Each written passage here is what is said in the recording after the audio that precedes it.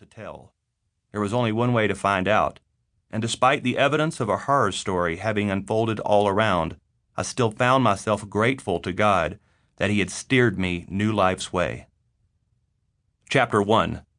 The Day Nobody Hoped Would Dawn. We may not understand why a good God would allow terrible suffering, but this merely establishes that if there is a God, we do not know everything He knows. Why should this surprise us? Randy Alcorn. Christmas time had come to Colorado Springs. Kids were getting out of school for a holiday break.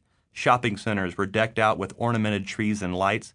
Carols flooded the radio airwaves, and because of the spike in church attendance that always seems to accompany Christmas and Easter, New Life was experiencing a packed auditorium at every weekend worship service that month. Plus, Pikes Peak had just been covered with a fresh blanket of snow. My wife had dusted off her bison chili recipe, and the NFL season was in full swing.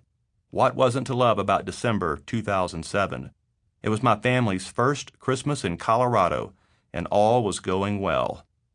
In 2005, New Life debuted Wonderland, a theatrical production put on by more than 300 volunteers.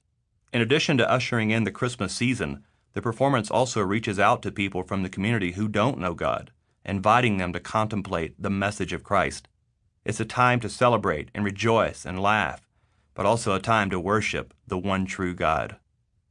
On Friday and Saturday, December 7th and 8th, 2007, New Life hosted thousands of people who had chosen to kick off the period known as Advent with this spectacular event.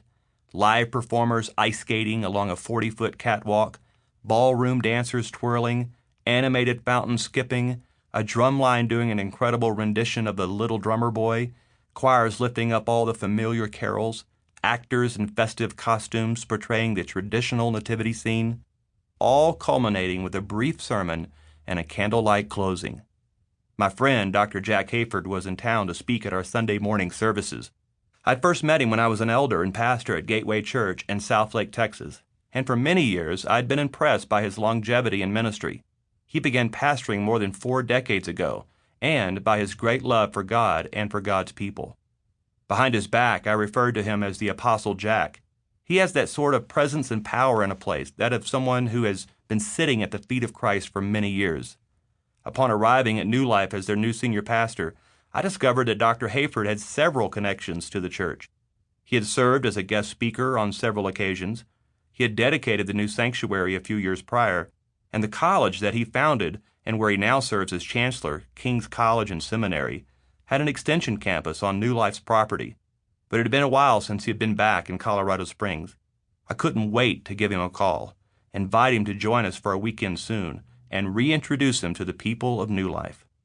In addition to asking Dr. Hayford to come speak on the weekend of his choosing, once I had him on the phone, I also inquired as to whether he would consider serving as one of our church's overseers, leaders from other churches and ministries who provide oversight and godly wisdom during both good times and bad.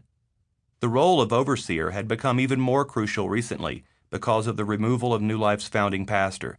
It told me a lot about Dr. Hayford's character when, despite his taxing obligations with King's College and Seminary and as president of the Foursquare movement that serves more than 50,000 churches around the world, he responded with, "Whatever you need from me, you just let me know." He serves as a New Life overseer still today. We decided that Dr. Hayford would fly in Saturday afternoon and then speak at both our 9 o'clock and 11 o'clock services on Sunday morning, December 9th. Afterward, he and I would enjoy lunch together, and before he headed back to California, he would address a group of the King's Seminary students who meet at New Life in order to provide some encouragement for overcoming the various challenges seminarians face.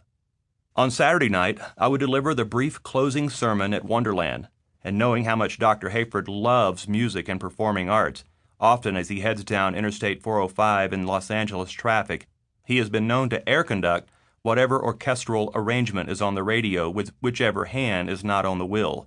I invited him to join me. He enthusiastically accepted even before I finished giving the rationale for why I thought he would enjoy it. As expected, we both loved the performance, and as we were leaving the building to head to our respective cars in the parking lot, we bumped into the 3 wise men, still in full costume from the show. We all had our photos snapped together, and then I wished Dr. Hayford a good night's